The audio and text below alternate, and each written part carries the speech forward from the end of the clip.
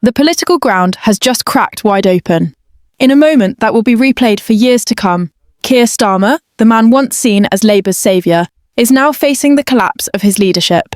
And it happened live on television. The leader of the opposition stood completely blindsided as devastating documents surfaced mid-broadcast, setting off a political chain reaction that may end with his resignation. This isn't just a scandal, it's a full-blown political catastrophe. From grassroots betrayal to whispers of a secret deal, what was exposed live on air has shattered the image Starmer spent years building. And now, with pressure mounting by the hour, Labour is teetering on the edge of implosion. It began as a routine political panel, the sort of televised debate that comes and goes with little fanfare. Starmer's team likely believed it would be another safe opportunity to promote the party's talking points ahead of the general election. But no one on that panel, or across Britain, could have predicted the moment the tide would turn. Midway through the discussion, a well-known investigative journalist produced a brown envelope, live on air, and what came next left the nation speechless. Inside were documents detailing alleged secret financial ties, hidden meetings with powerful lobbyists, and, perhaps most damning of all, evidence suggesting Starmer personally approved arrangements that contradict his public promises. The studio fell silent. One panelist's jaw visibly dropped. Within seconds, social media ignited. #KeirLeaks, #StarmerGate, and #LabourCollapse began trending before the segment even ended. Across Twitter, Instagram, and TikTok, users shared clips of the jaw-dropping moment. The public reaction was instant and visceral. "I voted for change," one user wrote, "not more lies." Within an hour, Labour's official social media accounts disabled comments. Their silence only fed the fire. Political commentators called it one of the most damaging broadcasts in modern political history, not because it accused Starmer of criminality, but because it exposed a level of hypocrisy that shattered public trust in real time. And the content of those leaks. According to the documents flashed onto screen, Starmer allegedly greenlit a £3.2 million donation from a private equity firm registered offshore, a firm linked to the same industries Starmer has publicly condemned: fossil fuels, private healthcare, and defence contracts. This after spending months attacking the Tories for accepting dirty money from oil executives and arms dealers. The revelations didn't stop there. The files also pointed to a previously undisclosed dinner meeting with senior stakeholders in the pharmaceutical sector, held just weeks before Labour announced its new NHS strategy. The implication, while not stated outright, was clear. Influence was being bought behind the scenes. But it wasn't just the content that stunned viewers. It was the timing. This leak came just as Labour's popularity was beginning to surge, with polls showing Starmer as the preferred Prime Minister for the first time in months. All of that is now in jeopardy. Hours after the broadcast, emergency meetings were called at Labour HQ. Reports from insiders suggest shouting matches erupted, with senior aides accusing one another of mismanagement, disloyalty, or worse. Starmer himself has reportedly gone into isolation, cancelling all media appearances and public engagements. His press team issued a brief statement calling the allegations grossly misleading and politically motivated. But for many, that wasn't enough. The fallout extended into Parliament, where MPs on both sides were stunned. Conservative backbenchers seized the moment to call for an inquiry, while the Liberal Democrats demanded Starmer come clean and face the public directly. Some Labour MPs refused to speak to journalists entirely. Others, visibly distressed, told reporters they were blindsided and deeply disappointed. One anonymous MP told a political correspondent that this was the beginning of the end, unless Starmer provided a full explanation within 24 hours. Already, several local constituency groups have issued motions of no confidence, demanding a vote on Starmer's leadership. For the British public, the sense of betrayal cuts deep. Starmer had positioned himself as the anti-corruption candidate, the man who would clean up politics, restore decency, and end the era of backdoor dealings. He called for integrity in public life, and a government the people can trust. But now many of his supporters feel fooled. A polling agency conducted a snap survey just after the leak aired. 61% of respondents said they now viewed Starmer as untrustworthy, while only 14% believed he could recover. Among younger voters, the number was even worse. Nearly 70% said they'd consider switching to the Greens or Lib Dems. The emotional reaction has been particularly intense among Labour's grassroots. Volunteers and local organisers, many of whom campaigned for Starmer tirelessly, have voiced their disillusionment. One lifelong Labour supporter in Glasgow told a local radio station, I gave my time, my money, and my belief, and now I feel like it was all for nothing. Others echoed similar sentiments, comparing the current situation to the betrayal they felt during the Blair years. But what makes this different, they argue, is the scale and speed of the collapse. This wasn't a slow erosion of trust. This was a nuclear-level political detonation. As the dust begins to settle, key questions emerge. Can Starmer explain these allegations without further damaging himself? Will he attempt to hold on, or will the party force his resignation to salvage what's left of their credibility? And if he steps down, who's next? Angela Rayner, Wes Streeting, Yvette Cooper. The leadership vacuum is already being speculated upon, even before Starmer has formally responded. Political insiders suggest that pressure is mounting not just from within Labour, but from external allies as well. International observers, business partners, and even trade unions are reportedly watching the situation with growing concern. Labour's opponents couldn't have asked for a better crisis. The Conservatives, desperate for a distraction from their own scandals, now have an opportunity to paint Labour with the same brush. They are already framing Starmer as just another establishment figure, indistinguishable from the politicians he claimed to oppose. Reform UK and the SNP are echoing the same sentiment, arguing that Labour's rot goes deeper than one man. For them, this is a chance to siphon away voters who are disgusted by what they see as a betrayal of values. But this story is far from over. The documents are real. The outrage is real. And the consequences, both for Keir Starmer and the entire Labour movement, are only just beginning to unfold.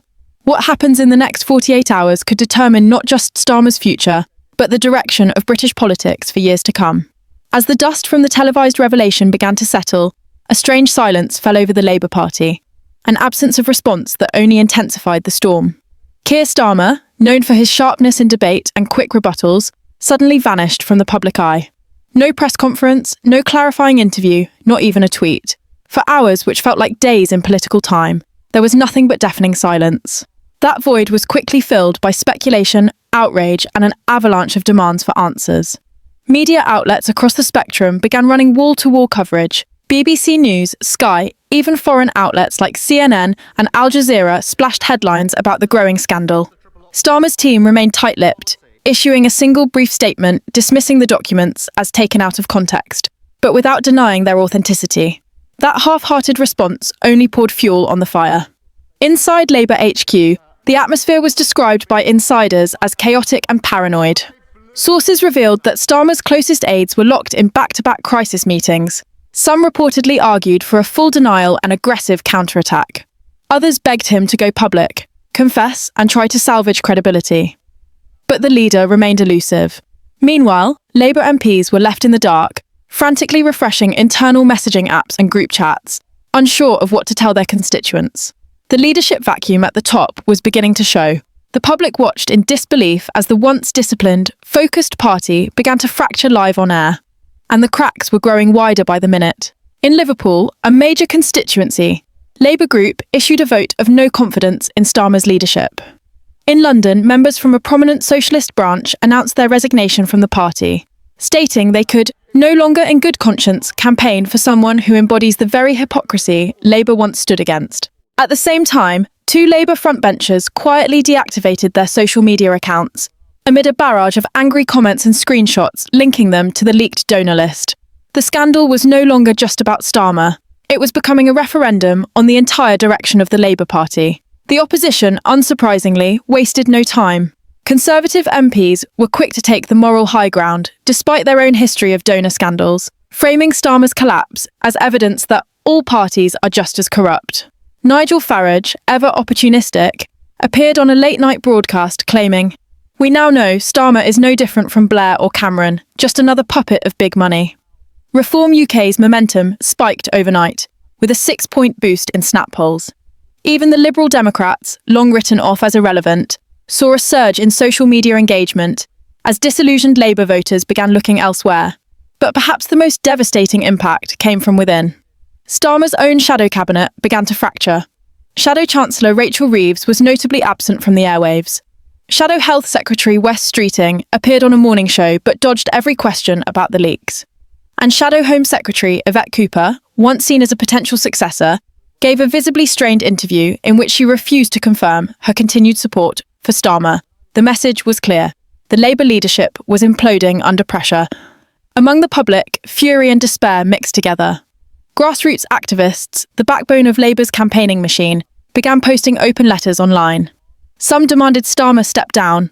Others begged for honesty and a full explanation. Videos of members tearing up their Labour membership cards went viral. On TikTok and Instagram, reels compiling Starmer's past promises, no more dirty politics, we will be transparent, the public deserves honesty, played side by side with screenshots of the leaked documents. The damage to Labour's image was visual, viral, and brutally effective. Meanwhile, Conservative strategists were reportedly revising their campaign strategy to exploit the chaos. Rather than focusing on traditional policy battles, they were now crafting a narrative that framed Labour as hypocrites who couldn't be trusted to run the country. One insider was quoted saying, "This isn't just a scandal, it's a gift." With Labour's polling numbers beginning to slip, the Tories saw a potential comeback opportunity. And the smaller parties, Greens, Lib Dems, Reform, smelled blood in the water. For Starmer, the choices narrowed by the hour. Stay silent and let the narrative consume him, or come forward with a statement that could either save or bury him. But each passing moment of inaction made the path to redemption steeper. Allies who had once defended him began to distance themselves. Campaign donors started demanding meetings. Even trade unions, long seen as Labour's traditional allies, began issuing carefully worded statements urging accountability and transparency. The very foundations of the party were trembling under the weight of unanswered questions. And then came the leak within the leak. A whistleblower from within the Labour communications team leaked a memo suggesting that top aides had known about the questionable donations for weeks, possibly months. The memo outlined internal concerns about potential backlash and advised limited public disclosure. The implication? This wasn't just a surprise to the public, it may have been a calculated cover-up. The media pounced. Suddenly, it wasn't just about Starmer's actions, but about the entire machine behind him. Had Labour become the very beast it once promised to slay? By nightfall, protesters began gathering outside Labour HQ in London. Some carried placards reading, "Starmer lied," and "Not in my name." The energy was volatile. Police were called in to monitor the situation, fearing clashes. Commentators compared it to the fallout of the expenses scandal or even Brexit. The political crisis had transformed into a cultural reckoning, one that questioned not just a leader, but an entire movement. And with each passing minute, the pressure mounted. As Britain woke up to headlines dominated by Keir Starmer's alleged downfall, the Labour Party found itself in total disarray. What began as a shocking leak during a live television broadcast had now ballooned into a full-blown leadership crisis, one that spiralled faster than even the most seasoned political commentators could predict. It was no longer just a political embarrassment, it had become a national emergency. The chain reaction was unstoppable. Starmer's attempt to contain the firestorm had failed, and behind closed doors, panic turned into paralysis. Inside Parliament, the mood was tense and uncertain. Rumours circulated rapidly, some suggesting Starmer would resign within days, others claiming he was preparing a desperate last-ditch press event to defend himself. Journalists camped outside key Labour figures' homes. Party insiders reported sleepless nights, emergency Zoom meetings, and mounting fear that Labour's long-anticipated return to government was slipping through their fingers. Some MPs tried to maintain a brave face, repeating vague statements about due process and waiting for all the facts. But their voices lacked conviction. The media, the public, and even party donors were no longer interested in patience. They wanted answers. As the Labour frontbench fragmented, behind-the-scenes conversations intensified. Senior Labour MPs began quietly drafting letters of no confidence. A group of backbenchers formed a private coalition with the sole purpose of initiating a leadership challenge. Some even reached out to former rivals and party veterans to discuss potential successors. Lisa Nandy, Angela Rayner, and Yvette Cooper were all mentioned in hushed tones. Yet none had made a public move. Why? Because everyone was still waiting for Starmer to act. But the longer he stalled, the more authority he hemorrhaged. In politics, perception is reality, and the perception now was that Labour had lost control. Amid this turmoil, fresh revelations emerged. An independent journalist released an audio recording allegedly from a high-level Labour fundraiser discussing strategic donor partnerships that blurred the line between political support and policy influence. If verified, it would suggest Labour's internal structure had been quietly shifting towards the same elite-driven model it had once condemned. This recording sent shockwaves through both left-leaning media and grassroots circles. The Labour left, already disillusioned by Starmer's leadership, declared this the final straw. Momentum, the influential left-wing group, issued a scathing statement demanding Starmer's resignation in the interest of restoring integrity. Meanwhile, polling data painted a grim picture. Overnight, trackers showed Labour's lead over the Conservatives slashed in half. In key battleground constituencies, support for the party plummeted. Worse still, voter trust in Starmer as a leader dropped to historic lows. In just 48 hours, he had gone from a symbol of stability to a political liability. Focus groups described him as untrustworthy, robotic, and out of touch. Among young voters, once considered a core Labour demographic, the collapse in confidence was especially brutal. TikTok, Instagram, and YouTube exploded with content mocking Starmer's silence, dissecting the scandal, and demanding accountability. The opposition parties capitalised on this vulnerability. Reform UK's Richard Tice accused Labour of colluding with the same corrupt corporate system they pretend to oppose. The Green Party called for new standards in political donations.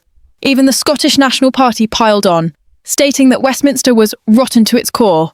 Every word, every tweet, every press release further isolated Starmer, and yet he still had not addressed the public directly.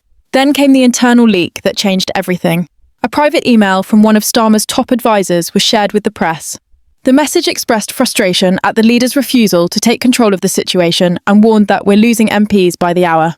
It described the atmosphere in the office as unmanageable, citing growing staff resignations and multiple aides refusing to attend strategy meetings. This wasn't just a political implosion, it was a total collapse of command. The captain was on the ship, but the crew had already begun jumping overboard. With party discipline disintegrating, the mainstream press turned more aggressive. The BBC aired a primetime special on the scandal, retracing the timeline and revealing inconsistencies in Labour's official responses. Sky News hosted a heated roundtable featuring former Labour ministers who openly questioned Starmer's future. Even traditionally supportive outlets like The Guardian began publishing op-eds urging a leadership transition. The tide had turned completely. At the grassroots level, Labour supporters were in revolt. Constituency offices received hundreds of emails demanding accountability. Membership cancellations surged. Activists who had canvassed tirelessly in previous elections now refused to put up another poster or knock on another door until leadership changed. In town halls and social clubs, long-time voters expressed disbelief that the party had come to this. It's not just about Keir, one lifelong member said. It's about betrayal. He promised honesty. We got silence. And then, as speculation reached a boiling point, news broke that sent shockwaves across the nation. Labour had cancelled a major fundraising gala scheduled for the weekend. The official reason was vague, scheduling conflicts, but insiders confirmed the real issue. Donors were pulling out. Money, the lifeblood of any political campaign, had dried up overnight. Without it, Labour faced a financial crunch just as they were preparing for a possible snap general election. In moments of crisis, a leader's true character is revealed. And for many, Starmer's lack of transparency had now become his greatest weakness. Every second without a formal response, every delayed interview, every internal memo that leaked made his position more untenable. The public had waited long enough. The media was circling. His own party was turning on him. The question was no longer whether Keir Starmer could survive, but when he would finally break his silence, and what that moment would mean for the future of British politics. If this shocking expose left you speechless, don't stay silent. Click the like button to show support for Fee.